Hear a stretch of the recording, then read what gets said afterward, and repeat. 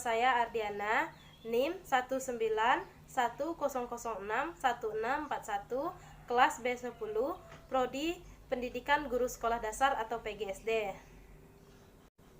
Baik, di sini saya akan menjelaskan tentang kombinasi model pembelajaran snowball throwing dan role playing. Baik, di sini saya akan menjelaskan tentang pengertian metode model pembelajaran snowball throwing dan role playing. Yang pertama yaitu pengertian dari snowball throwing. Snowball throwing ini merupakan model pembelajaran yang dapat mengenali potensi kepemimpinan peserta didik dalam kelompok dan keterampilan membuat dan menjawab pertanyaan yang dipadukan melalui suatu sistem permainan imajinatif, membentuk dan melempar bola salju.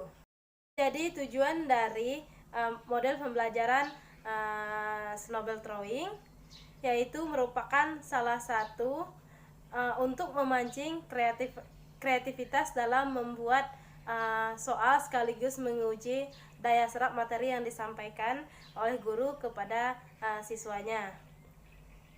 Selanjutnya, bagian B, pengertian dari model pembelajaran role playing. Pengertian role playing adalah suatu cara penguasaan bahan pembelajaran melalui pengembangan imajinasi dan penghayatan siswa. Pengembangan dan imajinasi penghayatan siswa dilakukan dengan memerankan sebagai tokoh hidup atau benda mati. Permainan ini biasanya dilakukan lebih dari satu orang. Yang berikutnya yaitu kelebihan dan kekurangan dari snowball throwing dan role playing. Yang pertama saya akan membahas tentang kelebihan dari snowball throwing. Kelebihan dari snowball throwing yaitu dibagi menjadi 5 macam. Yang pertama, melatih kesiapan siswa dalam merumuskan pernyataan dengan bersumber pada materi yang diajarkan, serta saling memberikan pengetahuan.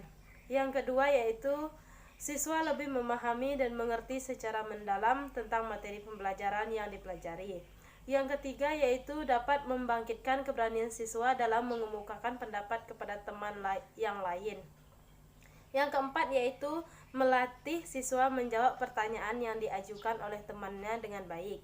Yang kelima yaitu merangsang siswa mengemukakan pernyataan sesuai dengan topik yang sedang dibicarakan dalam pembelajaran tersebut. Yang kedua yaitu kekurangan dari snowball throwing. Nah, kekurangan snowball throwing ini dibagi menjadi 4 macam. Yang pertama, sangat bergantung pada kemampuan siswa dalam memahami materi sehingga apa yang dikuasai siswa lebih sedikit. Yang kedua yaitu memerlukan waktu yang panjang. Yang ketiga, murid yang nakal cenderung berbuat onar. Yang keempat, kelas sering sekali gaduh karena kelompok dibuat oleh murid. Berikutnya yaitu adalah kelebihan dari model pembelajaran role playing. Dari kelebihan metode pembelajaran role playing ini dibagi menjadi 5 macam. Yang pertama, siswa bebas mengambil keputusan. Yang kedua yaitu permainan merupakan penemuan yang mudah dan dapat digunakan dalam situasi dan pada waktu yang berbeda. Yang ketiga yaitu guru dapat mengevaluasi pengalaman siswa melalui pengamatan pada waktu melakukan permainan. Yang keempat yaitu dapat berkesan dengan kuat dan tahan lama dalam ingatan siswa. Yang kelima sangat menarik bagi siswa sehingga memungkinkan siswa atau kelas menjadi dinamis dan penuh antusias. Selanjutnya yaitu kekurangan model pembelajaran role playing. Yang pertama, metode bermain peran memerlukan waktu yang cukup lama. Yang kedua yaitu memerlukan kreativitas dan daya kreasi yang cukup tinggi baik dari guru maupun dari siswanya. Yang ketiga yaitu kebanyakan siswa yang tunjuk sebagai pemeran merasa malu untuk mengeluarkan suatu adegan tertentu. Yang keempat, apabila bermain peran mengalami kegagalan, bukan saja dapat memberi kesan kurang baik, tetapi sekaligus berarti tujuan pengajaran tidak tercapai. Dan yang kelima yaitu tidak semua materi pembelajaran dapat disajikan melalui metode ini. Selanjutnya yaitu langkah-langkah dari model pembelajaran snowball throwing dan role playing. dibagi menjadi 8. Yang pertama, guru menyampaikan materi yang akan disajikan. Yang kedua, guru membagikan masing-masing peran kepada siswa. Yang ketiga, siswa diminta untuk menyediakan sebuah kertas yang nantinya akan dituliskan sebuah soal. Yang keempat, kertas dibentuk menjadi bola. Yang kelima, kertas tersebut dilemparkan kepada siswa lain. Yang keenam, siswa akan diberikan kesempatan untuk menjawab atau mempergerakkan.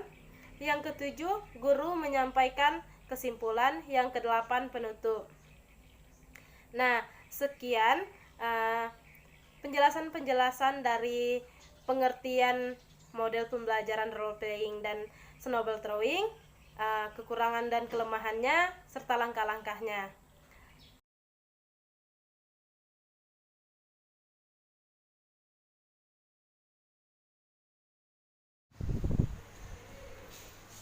Halo teman-teman, namaku Tulip. Bentukku tinggi 10 sampai 70 cm. Daunnya berlilin, berbentuk sumpit memanjang. Batangnya berukuran besar, berdiri 6 helai. Daun mahkota, namaku Tulip.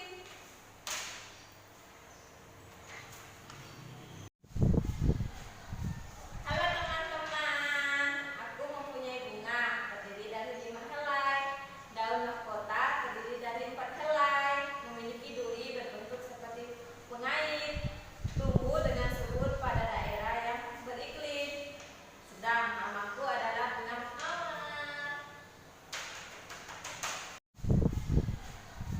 Halo teman-teman, aku mempunyai bunga terdiri dari 5 helai. Daun mahkota terdiri dari 4 helai, memiliki duri berbentuk seperti pengait, tumbuh dengan subur pada daerah yang beriklim. Sedang namaku adalah bunga mawar.